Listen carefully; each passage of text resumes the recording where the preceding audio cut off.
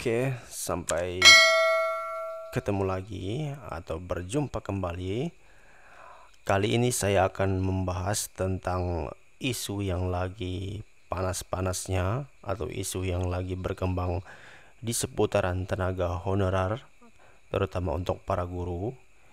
Pertanggal 30 Maret 2021 ada sebuah kutipan atau sebuah berita dari CNN Indonesia dengan headline Kemenpan RB buka opsi mudahkan guru honorer jadi PNS.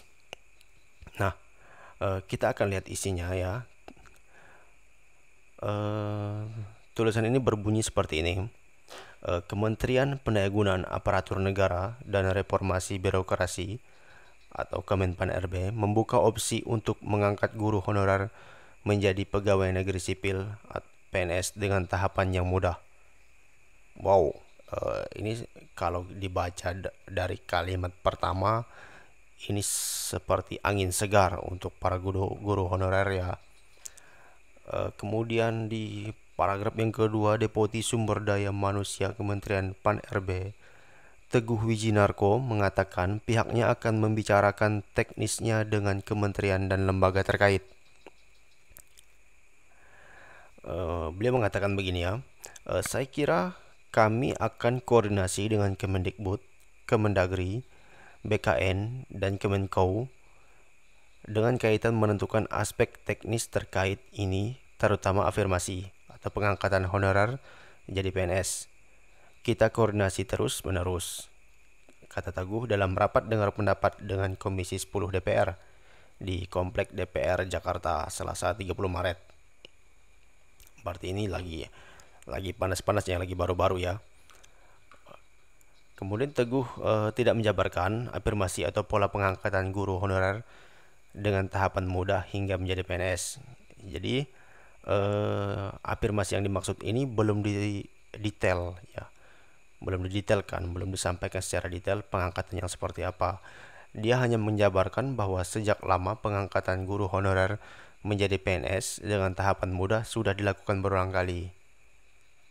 Dia mengatakan sejak tahun 2005 penetapan honorer menjadi PNS atau PPK banyak dilakukan dengan skema afirmasi atau tanpa seleksi. Afirmasi tanpa seleksi, dengan kata lain, langsung diangkat menjadi PNS. Jadi dia mengatakan histori sebelumnya sejak tahun 2005 penetapan honorer menjadi PNS atau PPK banyak dilakukan dengan skema afirmasi tanpa seleksi.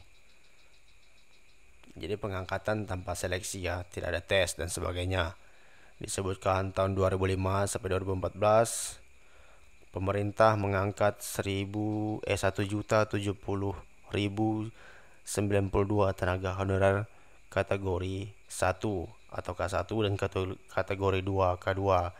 Dari jumlah ini 435.083 orang diantaranya adalah guru. Lalu tahun 2017 pemerintah mengangkat 53.070 tenaga honorer, di mana 6.296 orang diantaranya adalah guru garis depan, jadi GGD ya, dengan kriteria usia di bawah 35 tahun dan bergelar S1. Jadi ini tahun 2017 itu di bawah usia 35 tahun ya, jadi bukan usia yang tua-tua yang kita maksud di sini. Yang kita harapkan di sini bagaimana nasib para honorer yang berusia di atas 35 tahunnya, terutama 40 tahun ke atas yang sudah sangat lama sekali mengabdi. Kemudian tahun 2018 pemerintah mengangkat lagi 6.711 orang tenaga honorer K2 yang memenuhi syarat PNS melalui seleksi sejumlah kemudahan. Dari jumlah ini 6.630 orang adalah guru. Terbaru 2019 pemerintah melakukan seleksi P3K untuk tenaga honorer K2 yang dilakukan dengan sejumlah kemudahan.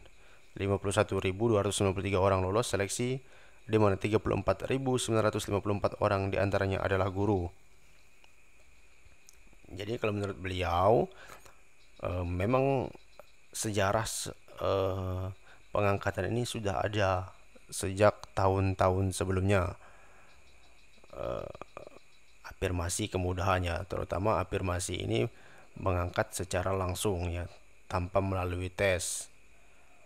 Ya, terpisah forum guru dan tenaga pendidikan honorer non kategori 35 tahun ke atas GTK HNK 35+ menuntut Presiden Joko Widodo mengeluarkan keputusan Presiden untuk mengangkat guru honorer langsung menjadi PNS.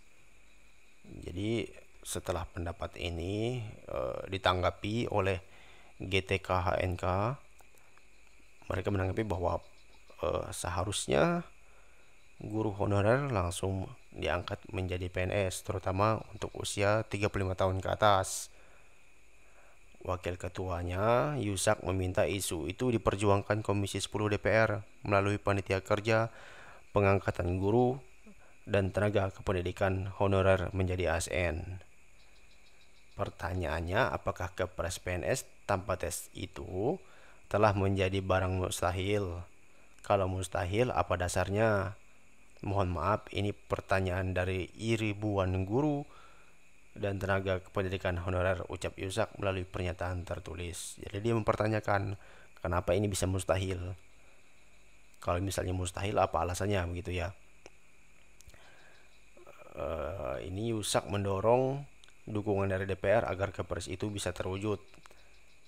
Ia mengatakan guru honorer telah memperjuangkan tuntutan tersebut sejak 2 tahun terakhir. Ia mengaku khawatir panja pengangkatan guru dan tenaga pendidikan honorer menjadi ASN tidak mulai menerima keputusan pemerintah mengangkat guru honorer melalui seleksi atau skema ini ditolak oleh GTK HNK 35+. Jadi GTK KHNK 35+ ini menolak pengangkatan guru dan tenaga honorer menjadi ASN melalui seleksi. Ya rasional sih, karena 35+ kan bukan usia-usia produktif lagi kalau misalnya harus bersaing dengan guru-guru baru atau tenaga-tenaga baru.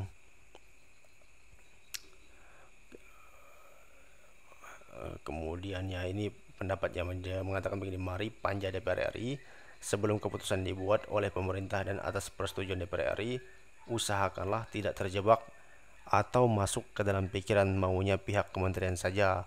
Suarakanlah aspirasi honorer, yaitu Kepres PNS tanpa tes. Lanjut ya, jadi mereka tetap memperjuangkan aspirasi mereka bahwa pengangkatan guru honorer di atas 35 tahun tanpa tes ya. Jadi pengangkatan secara langsung. Nah, namun Mendikbud, Menteri Pendidikan dan Kebudayaan Nadiem Makarim menyatakan pihaknya tidak bisa mengangkat guru honorer tanpa seleksi. Ia berdalih anggaran untuk gaji 1 juta guru disiapkan pemerintah pusat hanya dengan syarat dan ada seleksi. Untuk menjawab protes banyak guru honorer, Nadiem pun memberikan afirmasi lain dengan bentuk bonus nilai seleksi untuk guru berusia di atas 45 tahun, penyandang disabilitas, dan sudah disertifikasi. Oke, jadi maksudnya Pak Nadiem memberikan solusi, jadi win-win solution. Kalau pengangkatan secara langsung itu tidak bisa, namun jika mengikuti seleksi maka akan diberikan afirmasi. Jadi afirmasinya sekarang bentuknya tidak dalam bentuk pengangkatan langsung, namun seperti poin tes ya. Poin tes di beberapa media dikatakan sekitar 75 poin ya, kalau tidak salah. Oke, jadi maksudnya seperti itu. Jadi untuk mengintip peluang honorer menjadi ASN tanpa tes, sepertinya belum ada titik terang. Sampai saat ini PNS